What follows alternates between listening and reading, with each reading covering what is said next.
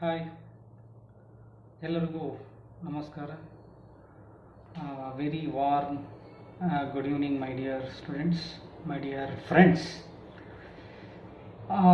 ಇಂದಿನ ತರಗತಿಯಲ್ಲಿ ನಾವು ಡಿಸ್ಕಸ್ ಮಾಡಿದ ಹಾಗೆ ಏನೆಲ್ಲ ಡಿಸ್ಕಸ್ ಮಾಡಿದ್ವಿ ಕಾಂಟೆಂಪ್ರರಿ ಆಡಿಟಿಂಗ್ನಲ್ಲಿ, ಅಂದರೆ ಸಮಕಾಲೀನ ಲೆಕ್ಕ ಪರಿಶೋಧನಾ ಶಾಸ್ತ್ರದಲ್ಲಿ ನಾವು ಡಿಸ್ಕಸ್ ಮಾಡಿದ್ದು liabilities of auditor, audit of share capital ಬಗ್ಗೆ ಡಿಸ್ಕಸ್ ಮಾಡಿದ್ವಿ. ಸೊ ಇವತ್ತಿನ ಕ್ಲಾಸ್ನಲ್ಲಿ, ಇವತ್ತಿನ ಒಂದು ಸೆಷನ್ನಲ್ಲಿ ನಾವೇನು ಡಿಸ್ಕಸ್ ಮಾಡೋದಿದೆ ಅಂದರೆ ಈ ಕಂಪನಿ ಆಡಿಟರ್ನಲ್ಲಿ ಇರ್ತಕ್ಕಂಥ last topic audit of profit priority incorporation. ಅಂದರೆ ಕಂಪನಿ ನೋಂದಣಿ ಪೂರ್ವ ಲಾಭಾಂಶದ ಲೆಕ್ಕ ಪರಿಶೋಧನೆ. ಈ ಸರಿ ಇದು ಎಕ್ಸ್ಪೆಕ್ಟ್ ಮಾಡಿರ್ತಕ್ಕಂಥ ಕ್ವಶನ್ಸ್. ಸೊ ಹಾಗಾಗಿ ನಾನು ಹಿಂದಿನ ತರಗತಿಯಲ್ಲಿ ಹೇಳಿದ್ದೆಲ್ಲ ಇಂಪಾರ್ಟೆಂಟ್ ಕ್ವಶನ್ಸ್ ಇದೆ. ಅದನ್ನು ಬರೀ ಎಕ್ಸಾಮಿನೇಷನ್ ದೃಷ್ಟಿಯಿಂದ ಕಲಿಯೋದಕ್ಕಿಂತ ನಿಮ್ಮ ನಾಲೆಡ್ಜ್ ದೃಷ್ಟಿಯಿಂದ ಕಲಿಯಿರಿ, ನಿಮ್ಮ ಜ್ಞಾನದ ಒಂದು ಮಟ್ಟವನ್ನು ಹೆಚ್ಚಿಸ್ಕೊಳ್ಳೋದಕ್ಕೋಸ್ಕರ ಕಲಿಯಿರಿ. ಸೊ ಪ್ರತಿ ಸತಿ 40ರಿಂದ 40 ನಿಮಿಷ ಸೆಷನ್ ಅಂತ ಕ್ಲಾಸನ್ನು ಮಾಡ್ತಾ ಇದ್ದೀನಿ. ಸೊ ಅದು ನಿಮಗೆ ಬೆನಿಫಿಟ್ಗೋಸ್ಕರ. ನೀವು ಯಾವುದೇ ವಿಡಿಯೋ ನೋಡಬೇಕಾದ್ರೆ ಯಾವುದಕ್ಕೂ ಡಾಟಾಕ್ಕೋಸ್ಕರ ವಿಡಿಯೋ ಅಂದರೆ ಡಾಟಾವನ್ನು ಯಾವುದೋ ವೀಡಿಯೋಸ್ ನೋಡಲಿಕ್ಕೋಸ್ಕರ ಅನಾವಶ್ಯಕವಾದ ಫೇಸ್ಬುಕ್, ವಿಚಾಟ್ ಮತ್ತು ಅನಾವಶ್ಯಕವಾಗಿರ್ತಕ್ಕಂಥ ಎಲ್ಲೆಲ್ಲೋ ಡಾಟಾವನ್ನು ವೇಸ್ಟ್ ಮಾಡಿದ್ರೆ ಇಂಥದಕ್ಕಾದ್ರೂ ನೀವು ಇನ್ವೆಸ್ಟ್ ಮಾಡಿರಿ. 40 ನಿಮಿಷ ಇಂಪಾರ್ಟೆಂಟ್, ನೈಟೆಲ್ಲ ನೀವು ಕೂತ್ಕೊಂಡು ಚೆನ್ನಾಗಿ ಕೇಳಿ. ಸೊ ಈಗ in the earlier class or in the previous class we spoke on liabilities of an auditor and audit of share capital. Audit of share capital, we were talk on these two concepts, these topics. Let us move audit of profit prior to incorporation. Profit prior to incorporation. Before going to discuss audit of profit prior to incorporation, let us understand what do you mean by profit prior to incorporation. Any profit earned by the company from the date of incorporation, from the date of purchase to incorporation, from the date of purchase or acquisition to incorporation. Example, X company purchased Y company on 1/1/2012 and it's incorporate 1/4/2012.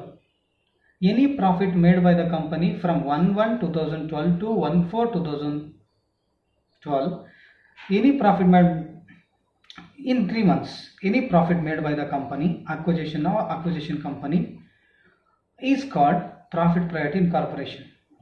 Any profit earned by the company from the date of acquisition to incorporation date is called profit prior to incorporation. Okay, I hope you people learnt in BCom 3rd semester profit prior to incorporation in corporate accounting. For 15 marks question, you people worked out. Then along with theory concept were you people learnt. Then today we will discuss about profit prior to incorporation, audit of profit prior to incorporation. The word profit prior to incorporation means the profit, any profit earned from the date of purchase to incorporation of companies or partnership firms is called profit prior to incorporation. The profit prior to incorporation is a capital profit. The profit should not be distributed as dividend to the shareholders or among the shareholders in the company, because it is totally capital profit. So capital profit should be transferred to under the head reserve and surplus in separate what we call subhead, in separate under reserve and surplus put separate head like capital reserve. Okay,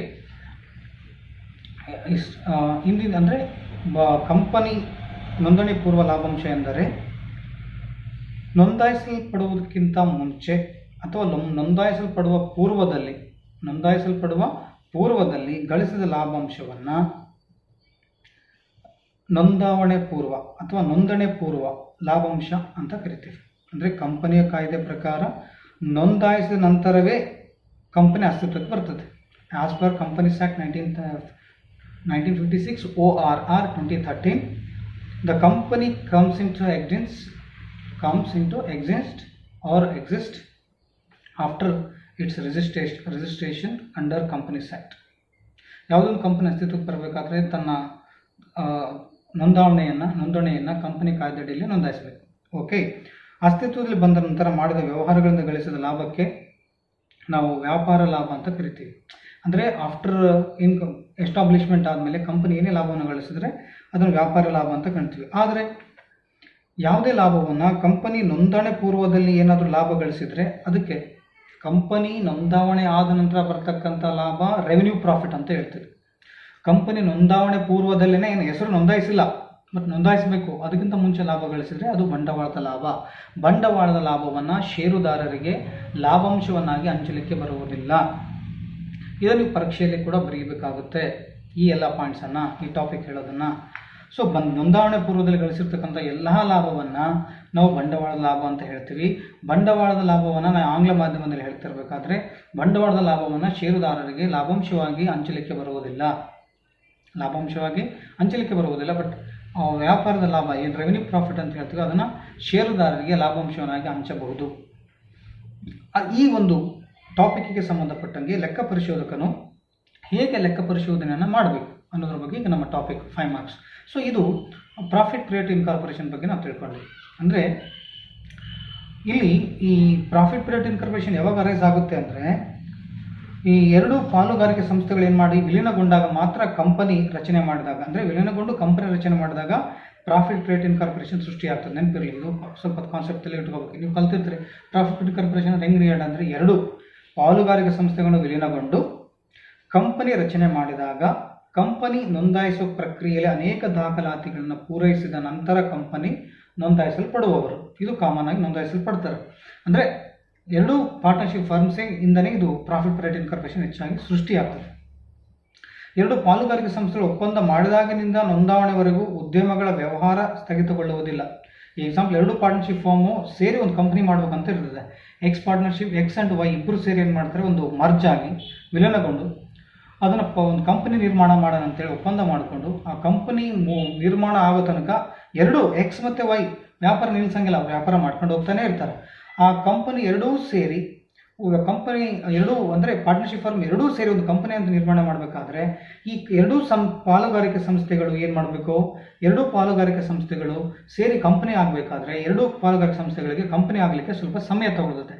ಆ ಸಮಯದಲ್ಲಿ ಆ ವ್ಯಾಪಾರವನ್ನು ಸ್ಥಗಿತ ಮಾಡೋಂಗಿಲ್ಲ, ಅವು continue ಮಾಡ್ತಾನೆ ಇರ್ತದೆ. Here the profit paritet incorporation arises. It means say that two partnership firms coming together to form one company. Usually the profit paritet incorporation originated from when two partnership firms coming together or merge together to form a new company. This is the concept. This concept is relating to the profit paritet incorporation. ಯಾವುದೇ ಒಂದು ಅಂದರೆ profit ಪೇರಿಯಡ್ incorporation ಉಟ್ಕೊಳ್ಳೋದೇ ಈ ಎರಡು ಕಂಪನಿಗಳು joint ಆಗಿ ಹೊಸ ಕಂಪನಿಯನ್ನು ಎರಡೂ ಪಾಲುಗಾರಿಕೆ ಸಂಸ್ಥೆಗಳು ಸೇರಿ ಒಂದು ಕಂಪನಿ ಮಾಡಲಿಕ್ಕೆ ಹೊರಡ್ತಾವಲ್ಲ, ಅವಾಗೇ ಪ್ರಾಫಿಟ್ ಪೇರಿಯಡ್ ಇನ್ಕಾರ್ಪೊರೇಷನ್ ಸೃಷ್ಟಿಯಾಗೋದು. ಅಂದರೆ ಪ್ರಾಫಿಟ್ ಪೇರಿಯಡ್ ಇನ್ಕಾರ್ಪೊರೇಷನ್ ಆಫ್ ಕಂಪನಿ ಅವಾಗೇ ಬೆಳಕಿಗೆ ಬರೋದು. ಇದು ಕಾರ್ಪೊರೇಟ್ ಅಕೌಂಟಿಂಗ್ ನೀವು ಥರ್ಡ್ ಸೆಮ್ನಲ್ಲಿ ಕಲ್ತಿರ್ತೀರಿ. ಸೊ ಇಲ್ಲಿ ಈ ಎರಡೂ ಪಾಲುಗಾರಿಕೆ ಸಂಸ್ಥೆಗಳು ಸೇರಿ ಒಂದು ಕಂಪನಿ ನಿರ್ಮಾಣ ಮಾಡಬೇಕಾದ್ರೆ ಕಾಯ್ದೆಯ ಪ್ರಕಾರ ಕೆಲವೊಂದು ಸಮಯ ತಗೊಳ್ತದೆ, ಸಮಯ ಹೋಗ್ತದೆ. ಅಂದರೆ ಕಂಪನಿಯಾಗಿ ಕನ್ವರ್ಟ್ ಮಾಡಬೇಕಾದ್ರೆ ಅದಕ್ಕೂ ಸಮಯ ಹೋಗ್ತದಲ್ಲ, ಆ ಸಮಯದಲ್ಲಿ ಎರಡೂ ಪಾಲುಗಾರಿಕೆ ಸಂಸ್ಥೆಗಳು ತಮ್ಮ ವ್ಯವಹಾರ ನಡೆಸ್ಕೊಂಡು ಹೋಗ್ತವೆ. ಸೊ ಆ ವ್ಯವಹಾರ ನಡೆಸ್ಕೊಂಡು ಹೋಗ್ಬೇಕಾದ್ರೆ ಆ ಕಂಪನಿ ನೋಂದಾವಣೆ ಆದ ಕೂಡಲೇ ಪಾಲುಗಾರಿಕೆಗಳು ಏನಾಗ್ತಾವೆ, ಅವಾಗ ಕಂಪನಿಯಾಗಿ ಮಾರ್ಪಾಡ್ತಾವೆ. ಅಂದರೆ ಈ ಕಂಪನಿ ಆಗಿ ಮಾರ್ಪಾಡೋಕ್ಕಿಂತ ಮುಂಚೆ ಏನು ಲಾಭ ಗಳಿಸಿರ್ತದಲ್ಲ ಅದೇ ಪ್ರಾಫಿಟ್ ಪ್ರಯಾರಿಟಿ ಇನ್ಕಾರ್ಪೊರೇಷನ್. ಕಂಪನಿ ನೋಂದಾವಣೆ ಅಥವಾ ಕಂಪನಿ ನೋಂದಣಿ ಪೂರ್ವ ಲಾಭಾಂಶ ಅಂತ ಕರಿತೀವಿ. ಸೊ ಇಲ್ಲಿ ಈ ಲಾಭವನ್ನು ಬಂಡವಾಳದ ನಿಧಿಗೆ ವರ್ಗಾಯಿಸಬೇಕು. ಕ್ಯಾಪಿಟಲ್ ರಿಸರ್ವ್ ನಿಧಿ ಅಂದರೆ ಈ ಲಾಭವನ್ನು ಕಂಪನಿ ನೋಂದಣಿ ಪೂರ್ವದಲ್ಲಿ ಗಳಿಸಿರ್ತಕ್ಕಂಥ ಲಾಭವನ್ನು ಬಂಡವಾಳದ ನಿಧಿಗೆ ವರ್ಗಾಯಿಸಬೇಕು. ಅಂದರೆ ಕಂಪನಿ ಬೆಳಕಿಗೆ ಬರೋಕ್ಕಿಂತ ಮುಂಚೆ ಎರಡು ಪಾಲುಗಾರಿಕೆ ಸಂಸ್ಥೆಗಳು ಇರ್ತಾವಲ್ಲ, A and B, X and Y ಅಂತ ಹೇಳಿದ್ನಲ್ಲ, ಅದರಿಂದ ಬಂದಿರ್ತಕ್ಕಂಥ ಅವೆರಡು ಕಂಪನಿ ಆಗೋಕ್ಕಿಂತ ಮುಂಚೆ ಎರಡು ಪಾಲುಗಾರಿಕೆ ಆಗಿರ್ತಾವಲ್ಲ, ಆ ಬಂದಂಥ ಲಾಭವನ್ನು ಬಂಡವಾಳ ನಿಧಿಗೆ, ಅಂದರೆ ಹೋಲ್ಡಿಂಗ್ ಕಂಪನಿ ನೀವು ಮಾಡಬೇಕಾದ್ರೆ, holding companies BCom third semester holding company ಮಾಡಬೇಕಾದ್ರೆ ಅಲ್ಲಿ ಶೇರ್ ಕ್ಯಾಪಿಟಲ್ಲು ಆಮೇಲೆ ಶೇರ್ ಕ್ಯಾಪಿಟಲ್ ಆದಮೇಲೆ ರಿಸರ್ವ್ ಅಂಡ್ ಸರ್ಪ್ಲಸ್ ಅಂತ ಬರ್ದಿರ್ತೀರಿ. ರಿಸರ್ವ್ ಅಂಡ್ ಸರ್ಪ್ಲಸ್ ಅಂತ ಬಂದಮೇಲೆ ಕ್ಯಾಪಿಟಲ್ ರಿಸರ್ವ್ ಅಂತ ಬರೀತೀರಿ. ಈ ಕ್ಯಾಪಿಟಲ್ ರಿಸರ್ವ್ ಮತ್ತು ಎರಡು ಗುಡ್ ವಿಲ್ ಕ್ಯಾಲ್ಕುಲೇಷನ್ ಮಾಡ್ಕೊಳ್ತೀರಿ ನೀವು ಹೋಲ್ಡಿಂಗ್ ಕಂಪನೀಸ್ ಕಾರ್ಪೊರೇಟ್ ಅಕೌಂಟಿಂಗ್ನಾಗ calculation of goodwill and capital reserve ಮಾಡ್ಕೋಬೇಕಾದ್ರೆ ಆ ಸಮಯದಲ್ಲಿ ಟಾಪಿಕ್ಸ್ ಬರ್ತದೆ. ಸೊ ಇದು ಅದಕ್ಕೆ ಲಿಂಕ್ ಮಾಡ್ಕೋಬೇಕು. ಇದು ಕಲಿಯೋ ರೀತಿ. ನಾವು ಒಂದೇ ಸಬ್ಜೆಕ್ಟ್ ಜೊತೆಗೆ ಹಲವಾರು ಸಬ್ಜೆಕ್ಟ್, ನಾವು ಅಲೈಡ್ ಸಬ್ಜೆಕ್ಟ್ ಅಂತ ಹೇಳ್ತೀವಿ. ಅಲೈಡ್ ಸಬ್ಜೆಕ್ಟ್ ಪೂರಕವಾಗಿರ್ತಕ್ಕಂಥ ಇದನ್ನು ಬೇರೆ ಸಬ್ಜೆಕ್ಟಿಗೆ ಕಂಪೇರ್ ಮಾಡಿ ಹೇಳ್ತಕ್ಕಂಥದ್ದು ಇದು ಕಲಿಯೋ ರೀತಿ. ಸೊ ಇದನ್ನು ಈ ರೀತಿಯಲ್ಲಿ ನೀವು ಕಲೀರಿ. ಸ್ವಲ್ಪ ನೆನಪು ಮಾಡ್ಕೊಳ್ರಿ, ಇದು ಆಗ್ತದೆ. ಈ ಟಾಪಿಕ್ ಅಂದರೆ ಈ ಕಂಪನಿ ನೋಂದಣಿ ಪೂರ್ವದಲ್ಲಿ ಗಳಿಸಿರ್ತಕ್ಕಂಥ ಲಾಭಾಂಶವನ್ನು ಆಡಿಟ್ ಮಾಡಬೇಕಾದ್ರೆ ಕಂಪನಿಯ ಲೆಕ್ಕ ಪರಿಶೋಧಕನು ಯಾವ ಯಾವ ಕರ್ತವ್ಯಗಳನ್ನು ಪಾಲನೆ ಮಾಡಬೇಕು. ಒಂದು, ಕಂಪನಿಯಲ್ಲಿ ಕರ್ತವ್ಯಗಳನ್ನು ಮಾಡೋದಕ್ಕಿಂತ ಅಂದರೆ ಈ ಕರ್ತವ್ಯಗಳು ಓದೋಕ್ಕಿಂತ ಮುಂಚೆ ಈ ಕಂಪನಿ ನೋಂದಣಿಗಿಂತ ಮುಂಚಿತವಾಗಿ ಗಳಿಸಿದ ಲಾಭವನ್ನು ಕೆಲವೊಂದು ಸಂದರ್ಭಗಳಿಗೆ ಮಾತ್ರ ಉಪಯೋಗಿಸಬೇಕು, ಕೆಲವೊಂದು ಉದ್ದೇಶಗಳಿಗೆ ಮಾತ್ರ ಉಪಯೋಗಿಸಬೇಕು. The capital profit ORR profit private incorporation or prior profit should be utilized for specific purpose like right of goodwill, WRITEOFF of right of goodwill. Second one, to write off fixed assets, or like any capital losses, the capital profit should be used to write off capital losses. Then goodwill written off. ಮೂರನೇದು. Third one, company ಖರೀದಿ ಮೊತ್ತದ ಮೇಲಿನ ಬಡ್ಡಿಯನ್ನು ನೀಡುವುದರ ಸಲುವಾಗಿ any interest paid on PC or any capital losses, ಸುನಾಮವನ್ನು ತೊಡೆದು ಹಾಕಲು ಅಂದರೆ ಗುಡ್ವಿಲ್ ಸುನಾಮವನ್ನು ತೊಡೆದು ಹಾಕಲು ಒಂದನೇದು. ಎರಡನೇದು, ಸ್ಥಿರ ಆಸ್ತಿಗಳ ಮೇಲೆ ಏನಾದರೂ ಸವಕಳಿಗಿದ್ದರೆ ಅಥವಾ ಬಂಡವಾಳದ ನಷ್ಟಗಳನ್ನು ತೊಡೆದು ಹಾಕಲು.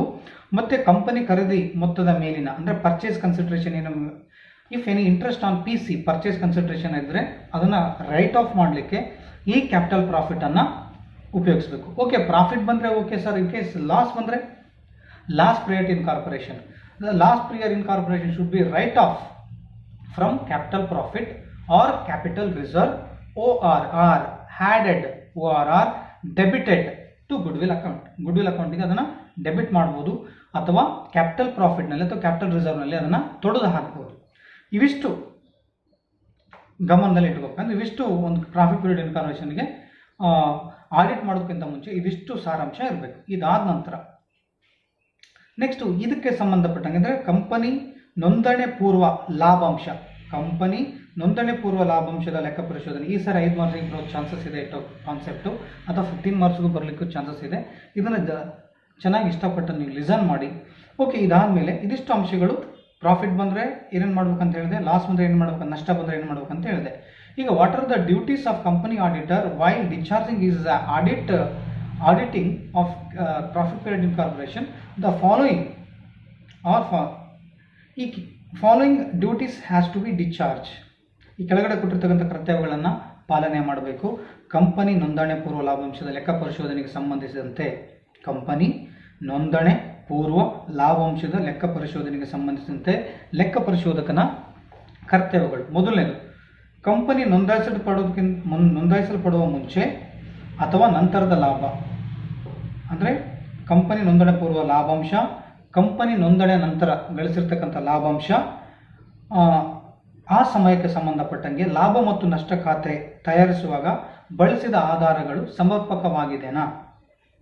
ಕಂಪನಿ ನೋಂದಾಯಿಸುವ ಮುಂಚೆ ಅಥವಾ ನೋಂದಾಯಿಸಲ್ಪಡುವ ಮುಂಚೆ ಮತ್ತು ನಂತರ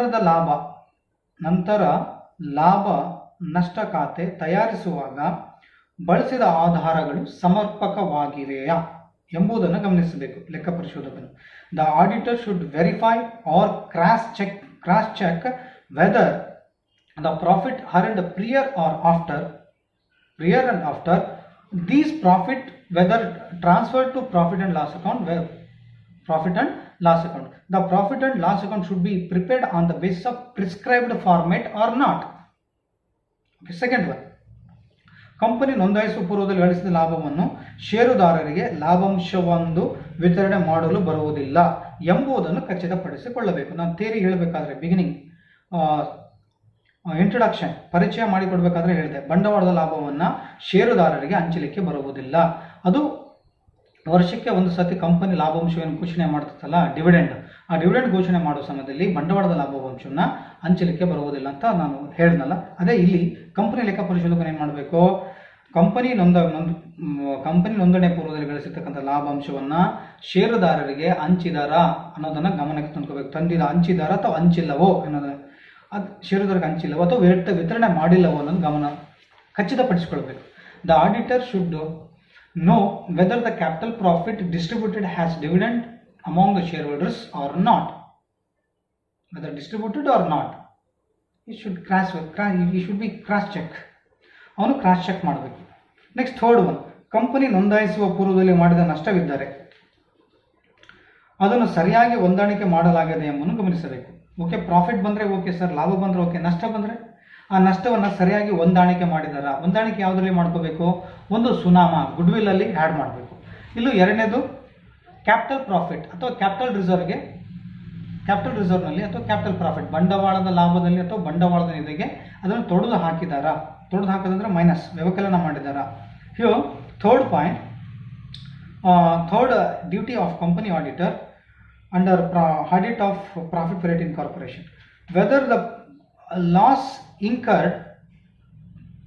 incurred prior period, the loss should be whether write off or not, or whether it is made some adjustments, whether it's made through the adjustments. Okay, iduna the loss prior to incorporation should be deducted from capital reserve or capital profit ORR added back to goodwill. ಇದನ್ನು ಗಮನಿಸ್ಕೋಬೇಕು. Next fourth one, ಅಂತಿಮವಾಗಿ ಅಡಾವೆ ಪತ್ರಿಕೆಯಲ್ಲಿ ಸಮರ್ಪಕವಾಗಿ ತೋರಿಸಲಾಗಿದೆ ಎಂದು ಖಾತ್ರಿಪಡಿಸಿಕೊಳ್ಳಬೇಕು. ಅಂತಿಮವಾಗಿ ಅಡಾವೆ ಪತ್ರಿಕೆಯಲ್ಲಿ ಸಮರ್ಪಕವಾಗಿ ತೋರಿಸಲಾಗಿದೆ ಎಂದು ಖಚಿತಪಡಿಸಬೇಕು. Finally the fourth duties of company auditor under audit of profit parenting corporation, the capital loss or capital profit, whether it is shown in the balance sheet on the liability side. ಅಡಾವೆ ಪತ್ರಿಕೆಯಲ್ಲಿ ಇದನ್ನು ಹೊಣೆಗಾರಿಕೆಯ ಅಥವಾ ಜವಾಬ್ದಾರಿಗಳು ತಲೆಗೆ ಬರಗದ ಕೆಳಗಡೆ ಹಾಕಿದ್ದಾರೆ ಅನ್ನೋದನ್ನು ಗಮನದಲ್ಲಿ ನೋಡಬೇಕು. ಇದು ಕೂಡ ಪಾಯಿಂಟ್. ಸೊ ಇದಿಷ್ಟು audit of profit parenting corporation. Priya